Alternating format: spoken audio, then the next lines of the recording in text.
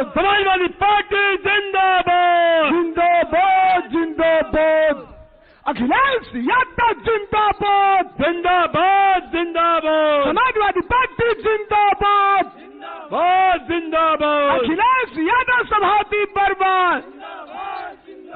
Akhilesh Yadav Samajwadi party जिंदाबाद। बाबा साहब अमर रहे, अमर रहे, अमर रहे। बाबा साहब अमर रहे,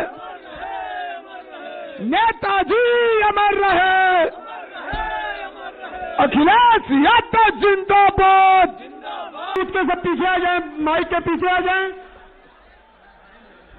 चारों यूथ के अध्यक्ष जाके माननीय राष्ट्रीय अध्यक्ष से मिलने, और रामफूल गौतम भी। अब अपने मंच पर उपस्थित सभी सम्मानित नेतागण, सभी सम्मानित पदाधिकारीगण, सभी सम्मानित जिला पंचायत सदस्यगण, सम्मानित ब्लॉक प्रमुखगण, सम्मानित क्षेत्र पंचायत सदस्यगण, देश प्रदेश और जिले के भाग विधाता, पिता तुल्य बुजुर्गों, भाइयों, बहनों, माताओं, आप लोगों का दिल की गहराइयों से हार्दिक स्वागत करती हूँ, वंदन करती हूँ, अभिनंदन करती हूँ। भाइयों बहनों, मैं आप लोगों को विश्वास दिलाना चाहती हूँ कि मैं कचहरी क्षेत्र के विकास और आपके सम्मान में कोई कमी नहीं आने दूंगी। मैं आपके साथ कंधा से कंधा मिलाकर चलने का पुरजोर प्रयास करूंगी। भाइयों बहनों, आप लोग देश के हैं, देश और प्रदेश में भाजपा की सरकार है। महंगाई, बेरोजगारी बढ़ती जा रही है।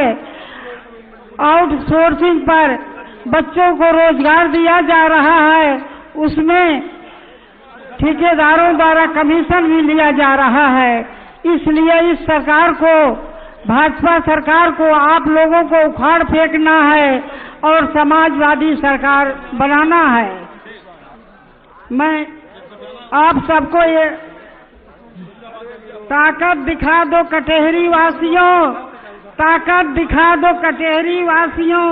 रक्षा धर्म तुम्हारा है, प्रशासन यहाँ लड़ने न पाए, यही पैगाम हमारा है।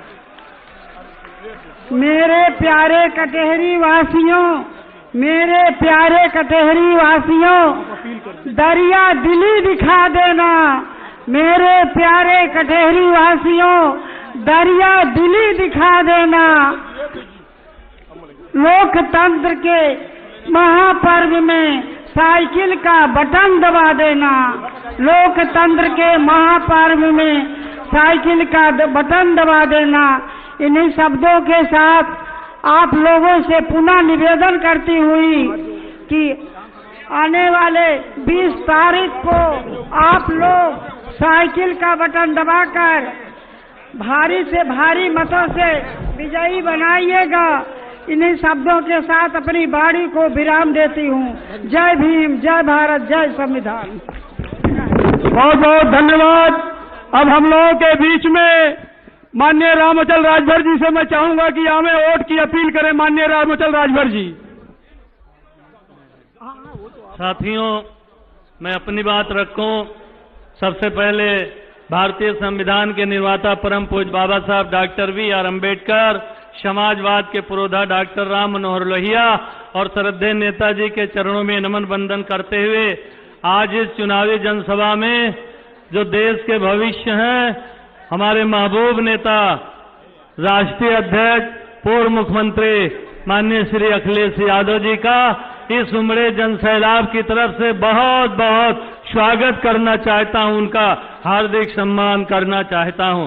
साथियों, मंच में हमारे सांसद लालजी वर्मा जी, माननीय रमाशंकर विद्यार्थी जी, सांसद पंपू निषाद जी, सांसद हमारे माननीय नरेश उत्तम जी, सांसद राम शिरोमण वर्मा जी दरोगा, प्रसाद सरोज जी, सम्मानित भाई माननीय राममूर्ति वर्मा जी, एमएलए त्रिभुवन दत्त जी, माननीय जंग बहादुर जिला अध्यक्ष भाई सुनील मिश्रा, जिला अध्यक्ष भाई सुधाकर सिंह, एमएलए जयप्रकाश अंचल, और हमारे जितने भी वर्तमान में एमएलए हैं, पूर्व एमएलए, एमएलसी, सोनू साहब, एक स्वर में मैं सबको धन्यवाद देते हुए, क्योंकि साहब को बाहर जाना है, जो भी हमारे बोध सेक्टर विधानसभा के पदाधिकारी आए हैं और जो तमाम फ्रंटल के पदाधिकारी आए हैं, और मेरे दोस्तों उन सबको, मीडिया के साथियों को, मेरे दोस्तों सम्मानित करते हुए मैं अपनी बात रखना चाहता हूं।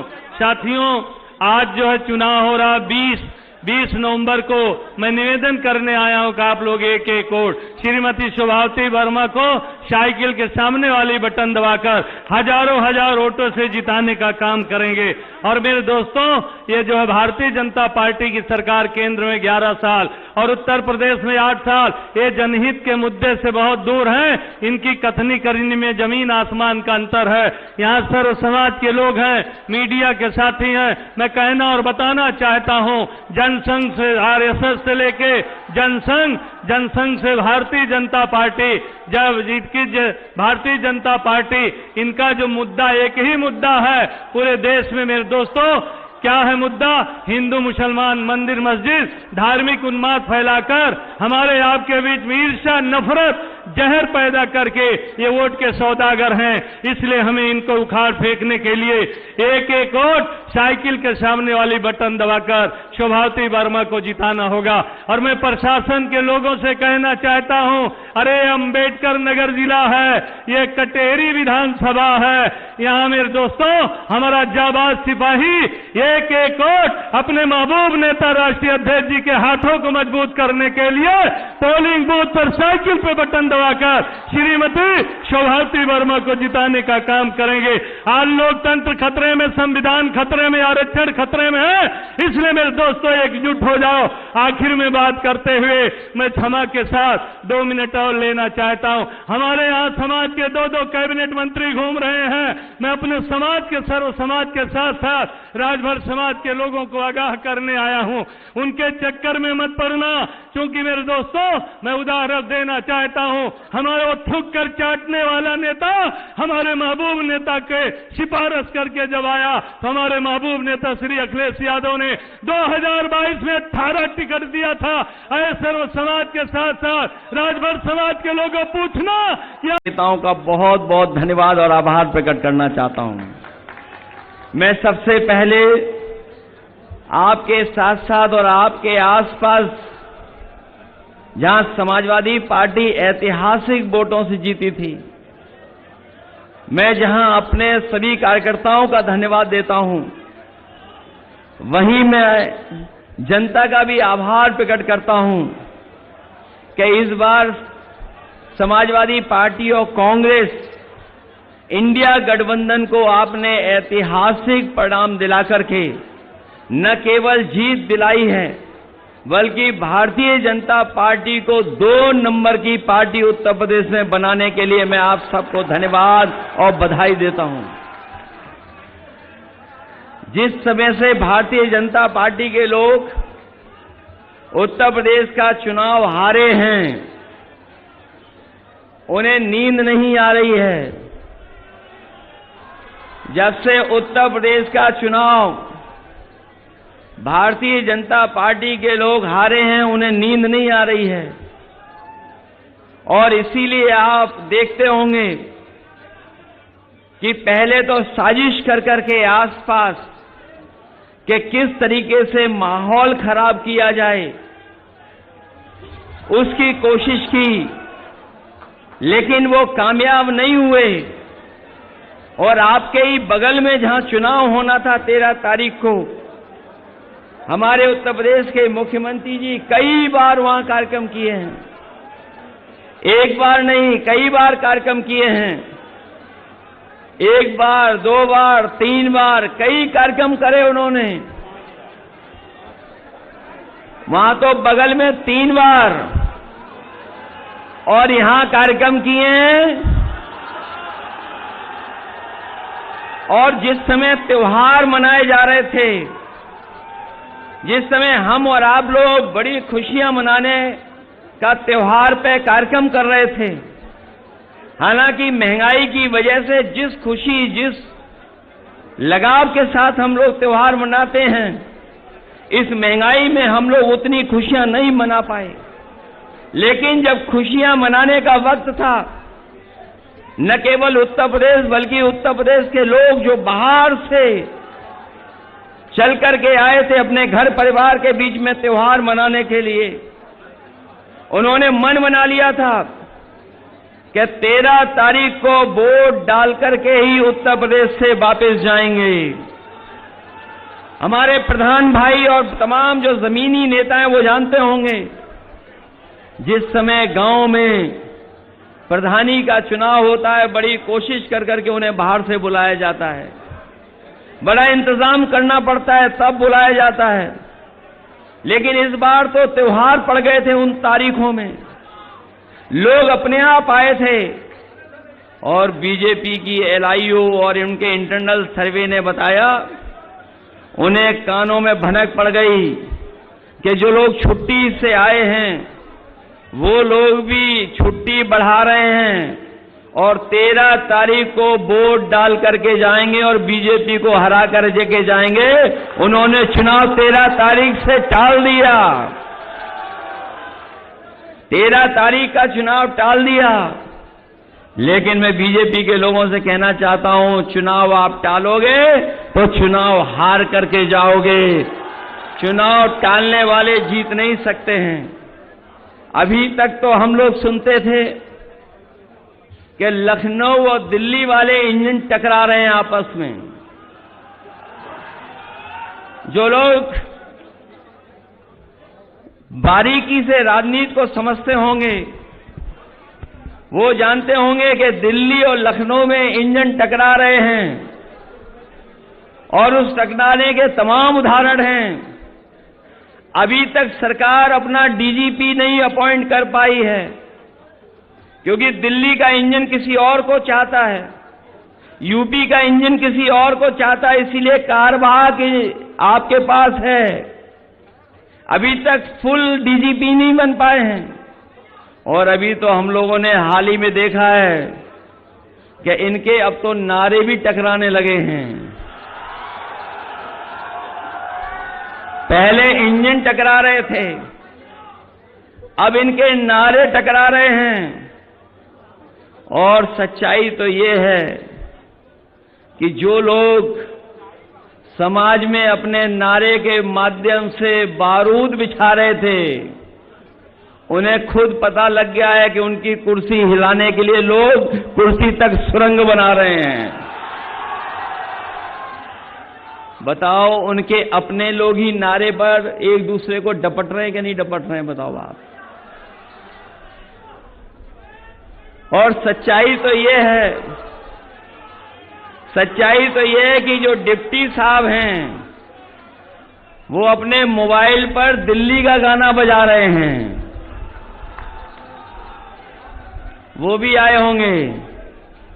लेकिन मैं आपको बताना चाहता हूं, ये कटहरी विधानसभा का चुनाव इतना महत्वपूर्ण है और जो महाराष्ट्र का चुनाव हो रहा है इसी के साथ साथ आप देख लेना, महाराष्ट्र का चुनाव का परिणाम आते ही न केवल महाराष्ट्र की सरकार जाएगी और उस टकराने के तमाम उदाहरण हैं। अभी तक सरकार अपना डीजीपी नहीं अपॉइंट कर पाई है क्योंकि दिल्ली का इंजन किसी और को चाहता है, यूपी का इंजन किसी और को चाहता है, इसीलिए कार्यवाहक आपके पास है।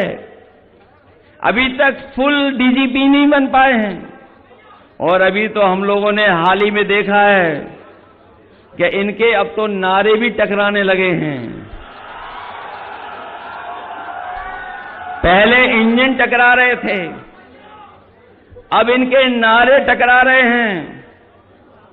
और सच्चाई तो ये है कि जो लोग समाज में अपने नारे के माध्यम से बारूद बिछा रहे थे, उन्हें खुद पता लग गया है कि उनकी कुर्सी हिलाने के लिए लोग कुर्सी तक सुरंग बना रहे हैं। बताओ, उनके अपने लोग ही नारे पर एक दूसरे को डपट रहे हैं कि नहीं डपट रहे हैं, बताओ आप। और सच्चाई तो ये है, सच्चाई तो ये है कि जो डिप्टी साहब हैं वो अपने मोबाइल पर दिल्ली का गाना बजा रहे हैं, वो भी आए होंगे, लेकिन मैं आपको बताना चाहता हूं, ये कटहरी विधानसभा का चुनाव इतना महत्वपूर्ण है, और जो महाराष्ट्र का चुनाव हो रहा है इसी के साथ साथ आप देख लेना, महाराष्ट्र का चुनाव का परिणाम आते ही न केवल महाराष्ट्र की सरकार जाएगी, बल्कि उत्तर प्रदेश की भी सरकार टिकने वाली नहीं है।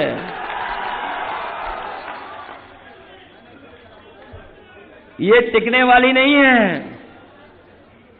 इसीलिए जो लोग नारा दे रहे थे, ये नारा जो दिया गया था बांटो और काटो वाला, ये नारा अंग्रेजों से सीख करके आए थे। ये अंग्रेजों ने कभी नारा दिया था डिवाइड एंड रूल। ये हमारे पढ़े लिखे लोग जानते होंगे, डिवाइड का मतलब जानते हो हिंदी में क्या है? ये अंग्रेजों से सीखा था। अंग्रेज तो चले गए, लेकिन अभी उनके विचारवंशी और वचनवंशी हमारे आपके बीच में हैं।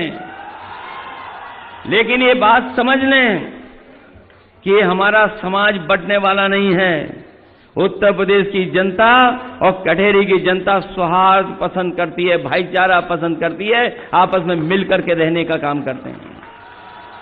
और सच्चाई तो ये है, जब से पीडीए का नारा हम लोगों ने दिया है,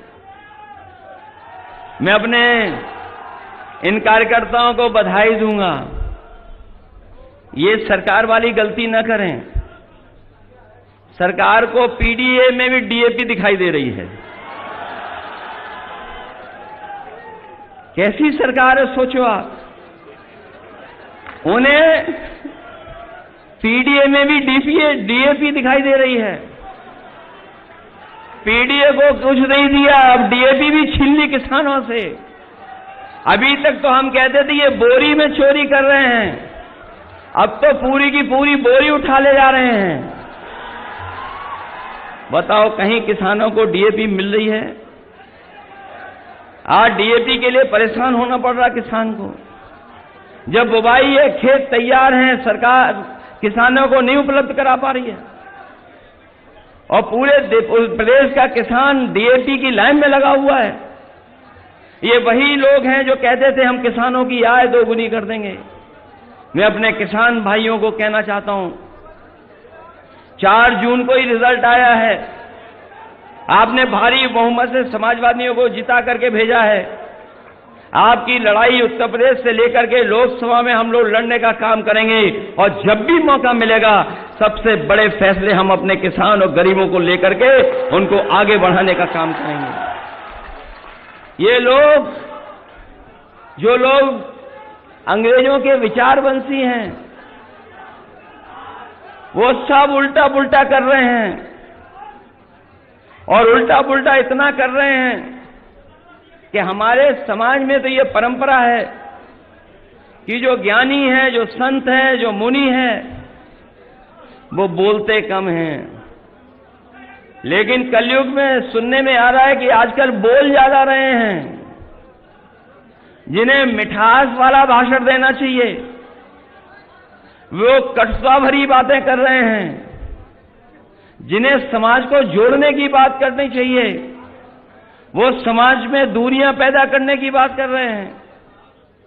वो इसलिए घबराए हुए हैं कि वो पीडीए का जो नारा है उससे तो अभी डरे हुए थे। सुनने में आ रहा है कि कटहरी विधानसभा के जो इंटरनल सर्वे मंगाया उन्होंने, तो डर के साथ साथ वो हिले हुए भी दिखाई दे रहे हैं हमें थोड़ा बहुत। इसीलिए भाषा क्या बोल रहे हैं, भाषा क्या हो गई उनकी। अब वो जनता से नहीं लड़ना चाहते हैं, वो अब जनता को पीछे कर करके अधिकारियों से चुनाव लड़ना चाहते हैं। लेकिन मैं जानता हूं जनता भी मुकाबले के लिए तैयार है। इस बार जनता भी तैयार है। इस बार ये कोई सुनने वाली नहीं है। और जब से बीजेपी का जो सरकार को स्वीकार करना पड़ा, मैं उन नौजवानों को बधाई देता हूं कि जिन्होंने सरकार को झुकाने का काम किया और यही नहीं देखा होगा आपने, या आप याद करिए पिछले वर्ष जब जेपीएनआईसी में जयप्रकाश जी की जयंती पर इन्होंने हम लोगों को रोकने के लिए जेपीएनआईसी में पूरी की पूरी पुलिस फोर्स लगा दी। और जब मैं पहुंचा वहां देखा जाकर के कि बड़े पैमाने पर पुलिस लगी हुई है, गेट भी ऊंचा है, तो हमारे समाजवादी साथी जानते होंगे मैंने क्या किया था। हम लोगों ने परवाह नहीं की, उस ऊंचे गेट को कूद करके हम लोग जाकर के जयप्रकाश नारायण जी की प्रतिमा पर माल्यार्पण कर करके आए थे। इस बार भी इन्होंने वही किया, कहा कि इस बार भी नहीं जाने देंगे। उनके बड़े बड़े अधिकारी आए और बोले कि कृपा कर करके वहां मत जाइए, वहां जाएंगे तो हमें फोर्स लगानी पड़ेगी। तो मैंने कहा कि ऐसा करिए, अब आप प्रतिमा यहीं ला करके हम लोग माल्यार्पण करेंगे। और गलती से मैं ये कह गया, मैंने कहा कि जब तक प्रतिमा पर आप लोग ये लगा करके रखोगे टीन शेड, और जिस दिन हटेगी टीन शेड उसी दिन हम बाउंड्री कूद करके जाकर के माल्यार्पण कराएंगे। और उसका परिणाम ये हुआ, अभी भी वहां टीन शेड लगी हुई, अभी भी टीन शेड नहीं हटा पाए।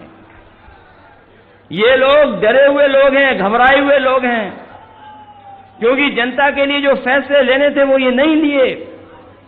ये डबल इंजन की सरकार, दिल्ली लखनऊ की सरकार ने मिल करके मुनाफाखोरी कर करके हमारी महंगाई बढ़ाने का काम किया है। आज जो बाजारों में महंगाई दिखाई दे रही है, जिस समय त्योहार के समय में खुशी मनानी चाहिए थी, त्योहार के समय पर चीजों को सस्ता होना था, लेकिन इस सरकार की गलत नीतियों के कारण, चंदा वसूली के कारण और मुनाफाखोरी के कारण आज हर चीज महंगी नजर आ रही है। न केवल हमारी आपकी जरूरत की चीजें महंगी हैं, बल्कि हमारा किसान भाई जानता होगा बिजली का बिल कितना देना पड़ रहा है। हमें याद है उत्तर प्रदेश में बिजली बनाने का कारखाने लग गए थे, बिजली कैसे पहुंचे उसके लिए सब स्टेशन बन गए थे, लेकिन ये सरकार आज बिजली सस्ती नहीं उपलब्ध करा पा रही है। हमें दुख इस बात का है कि हमारी स्वास्थ्य सेवाएं सब बर्बाद कर दी। आज अगर गरीब जाना चाहे अस्पताल में जो इलाज मिलना चाहिए इलाज नहीं है, दवाई नहीं है, और जो एम्बुलेंस का इंतजाम भी किया था वो भी एम्बुलेंस खराब कर दी इन्होंने। आज अगर फोन कर करके एम्बुलेंस मंगाते हैं तो समय लगता है, और अगर अस्पताल पहुंच भी गए तो इलाज और दवाइयां नहीं हैं। आज पूरा चौपट कर दिया अस्पताल इन्होंने। आपके अंबेडकर नगर में मेडिकल कॉलेज बना है, ये लालजी वर्मा जी खड़े ये जानते होंगे मेडिकल कॉलेज बनाने में कितना बजट लाया जाता है इनके प्रयासों से, और उस समय की सरकार में मेडिकल कॉलेज बना, लेकिन मेडिकल कॉलेज को बर्बाद करने का काम कौन कर रहा है? ये सरकार कर रही है। आज गरीब को इलाज के लिए कहीं और जाना पड़ रहा है। और आज जब हम लोग मिले हैं, बात कर रहे हैं, जिस तरह गोरखपुर में बिना ऑक्सीजन की वजह से बच्चों की जान चली गई थी, झांसी में वही देखने को मिला है। एक शॉर्ट सर्किट, एक मेंटेनेंस न होने की वजह से और सरकार की नाकामी की वजह से गरीब परिवारों के 10 बच्चों की जान चली गई। कई लोग झुलस गए उसमें, उनका नुकसान बढ़ा हुआ है। आखिरकार जिम्मेदार कौन है? सरकार जिम्मेदार है। इसलिए हम आपसे निवेदन करने आए हैं, इस सरकार ने हर चीज को चौपट कर दिया है, बर्बाद कर दिया है। ये लोग सोचते हैं कि जनता दबाव में वोट दे देगी, डर करके वोट दे देगी। हम इनको बताना चाहते हैं, ये बाबा साहब भीमराव अंबेडकर जी का दिया हुआ अधिकार है एक वोट का। ये एक वोट का अधिकार उनका दिया हुआ है, जिसकी वजह से हमारा लोकतंत्र मजबूत दिखाई दे रहा है। अगर आप हमारे अधिकार को छीनोगे, इस अधिकार को बचाने के लिए हमें कुछ भी करना पड़ेगा तो हम कर करके दिखाएंगे और हम वोट डाल करके आएंगे। इसलिए हम आपसे विशेष अपील करने आए हैं। ऐसा तो नहीं कि अगर एक बार रोक दें तो वोट डालने नहीं जाओगे आप। मैं इसलिए अपील करना चाहता हूं, अगर एक बार रोकें तो घूम करके दोबारा जाना, और अगर दोबारा रोकें तो तीसरी बार जाना। और तब तक जाते रहना जब तक आप अपना वोट का अधिकार, वोट डालने का काम न कर लो आप। और जहां तक सवाल हमारे पुलिस के अधिकारियों का सुना है, जिला अधिकारी जी रिटायर होने जा रहे हैं। सुना है कि जिला अधिकारी जी रिटायर होने जा रहे हैं। हम लोग लखनऊ में बैठ करके भी देख रहे हैं कि वो जिला अधिकारी कम लग रहे हैं, वो भारतीय जनता पार्टी के जिला अध्यक्ष ज्यादा लग रहे हैं। और लग तो ये भी रहा है कि उनकी इच्छा ये कि वो भी चुनाव लड़ लें। हम तो उनसे कहेंगे कहां बीजेपी का चक्कर काटोगे आप टिकट के लिए? क्यों काटते हो बीजेपी का चक्कर? आइए समाजवादी पार्टी में आपको साइकिल चुनाव चिन्ह हम लोग देंगे। अगर यही इच्छा है चुनाव लड़ने की तो क्यों बीजेपी के चक्कर काट रहे हो? वहां तो कई सीढ़ियां हैं, कई इंजन हैं, किस इंजन से टकराओगे? और वो भरोसा भी नहीं है टिकट मिले कि कब कट जाए। जो लोग अपने गठबंधन के लोगों को धोखा दे सकते हैं वो किसी को भी पीछे छोड़ सकते हैं। इसलिए हम तो जिलाधिकारी महोदय से कहेंगे कि जो बाबा साहब भीमराव अम्बेडकर जी का संविधान है, जिस संविधान के तहत और जिस संविधान की आप भी शपथ लेते हैं, जनता की सेवा के लिए, संविधान की सुरक्षा के लिए, लोकतंत्र को मजबूत करने के लिए, कम से कम आखिरी समय पे तो ये ध्यान रखना कि लोकतंत्र को मजबूत कर करके जाना। उसमें सब कुछ रिकॉर्ड हो रहा है। और ये लोग जो कहते हैं कि कुछ भी कर लें, वोट तो हम ही पा जाएंगे, जीत जाएंगे, ये समाजवादी लोग हैं, इनकी परवाह मत करना। ये रूमर फैला रहे हैं इसलिए क्योंकि वो चुनाव हारने जा रहे हैं। इसलिए मैं आपसे विशेष निवेदन करने आया हूं, क्योंकि हमें सड़क से चलना पड़ गया, हमें हेलीकॉप्टर से आना था। जहां से हेलीकॉप्टर चलना था वहां मौसम नहीं था ऐसा कि उड़ सके। जब मुझे लगा कि हम नहीं उड़ पाएंगे हेलीकॉप्टर से, तो मैंने कहा कोई कुछ परवाह नहीं, हमें चाहे हमें सड़क से चलना पड़े, चाहे हवाई जहाज से आना पड़े, हम हवाई जहाज से आकर के फिर सड़क से चल करके आपके बीच में आपसे निवेदन करने आए हैं।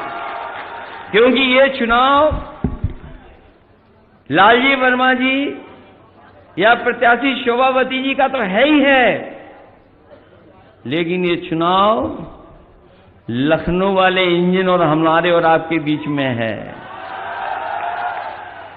बताओ लखनऊ वाले इंजन की आवाज कैसी हो गई है जैसे जैसे चुनाव करीब आ गया है। क्या कोई विकास की बात कर रहे हैं? वो हमें और आपको कितना बुरा भला कह रहे हैं। कहते हैं समाजवादी लोग माफिया लोग हैं, समाजवादी लोग गुंडे अपराधी लोग हैं, और नना क्या क्या बोलते हैं, सारे माफिया हमारे पास में बता रहे हैं। और सच्चाई तो ये है कि मुख्यमंत्री जी जब घर से निकलते हैं तो आईना नहीं देखते हैं। और इसलिए मैं कहता हूं, आप मेरे जाने के बाद भी पूछ लेना, अगर पुलिस के लिए सबसे अच्छा काम अगर किसी सरकार में हुआ था तो समाजवादी लोग हैं, समय पर हुआ था। ये जो इनकी सुविधाएं, जो प्रमोशन, मुझे याद है उस समय जब प्रमोशन की बात थी, बड़े बड़े अधिकारी कह रहे थे कि परीक्षा होनी चाहिए तब प्रमोशन होना चाहिए। लेकिन मैंने उस समय कहा कि हमारे जो जवान हैं, ये जो भाग दौड़ करके काम करते हैं, ये परीक्षा में पास होंगे फेल होंगे पता ही नहीं।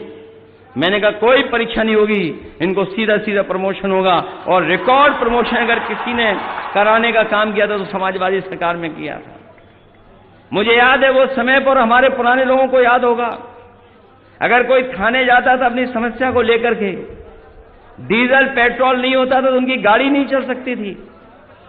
पहले कहते थे कि यहां पर डीजल पेट्रोल भरो तब गाड़ी चलेगी।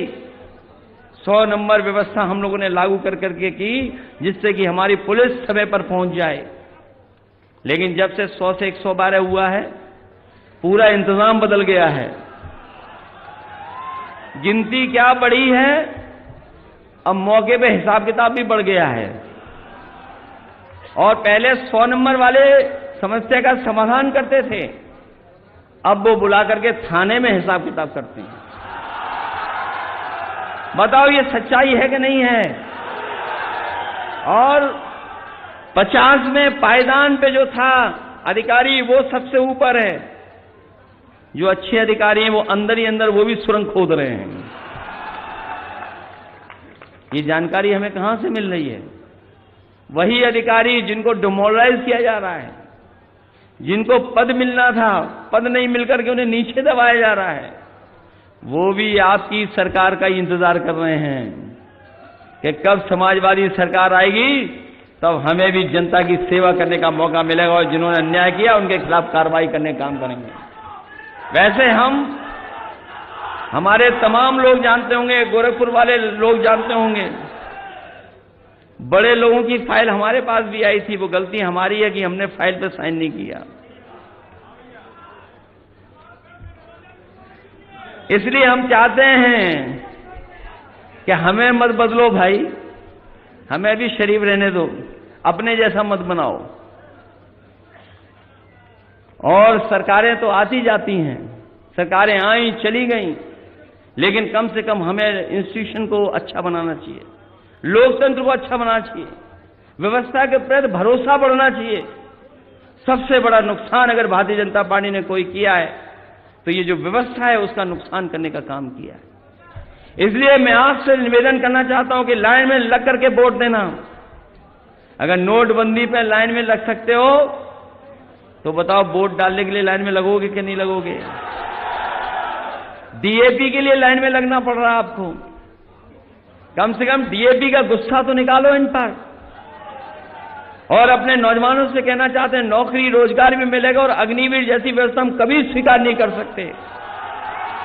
ये जो आधी अधूरी नौकरी वाला है मामला, ये हम लोग कभी स्वीकार नहीं कर सकते हैं। जब भी समाजवादी लोगों को मौका मिलेगा हम लोग पक्की नौकरी दिलाने का काम करेंगे, जिससे फौज की पक्की नौकरी हो। इसलिए मदद करिए आप सब लोग। बताइए चुनाव में मदद करोगे सब लोग? ऐसा उपचुनाव नहीं देखा होगा आपने कि पूरी सरकार लगी हो चुनाव हराने में, इंतजाम करने में, और वो भी किन से लड़ रही? वो समाजवादियों से घबराई हुई है। ये बात तो मानते हो आप कि समाजवादियों से घबराए हुए हैं? तभी पूरी फौज लगाई हुई है उन्होंने। न जाने कितने विधायक होंगे और लोग भी घूम रहे होंगे, मंत्री भी आगे जा रहे होंगे। इसे घबराओगे तो नहीं आप लोग? इसे मदद करिए, आप लोग चुनाव जिताइए। मुझे पूरा भरोसा है कि जिस समय आप लोग वोट डालेंगे तो यहां पर शोभावती जी ऐतिहासिक वोटों से जीत करके जाएंगी। इसे जिताइए और मदद करिए। समीकरण आपके पक्ष में है, इससे अच्छा समीकरण आपको नहीं मिलेगा। इसलिए पीडीए की लड़ाई को भूलना मत। पीडीए लोग सकारात्मक हैं, एनडीए के लोग नकारात्मक हैं।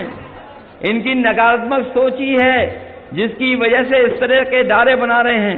इसलिए पीडीए और समाजवादियों को जिताने का काम करना, यही मैं आप सबसे निवेदन करने आया हूं। मुझे पूरा भरोसा है कि आप सब लोग मिलकर के इस चुनाव को जिताने का काम करोगे। बहुत बहुत धन्यवाद और बहुत बहुत आभार प्रकट करता हूं।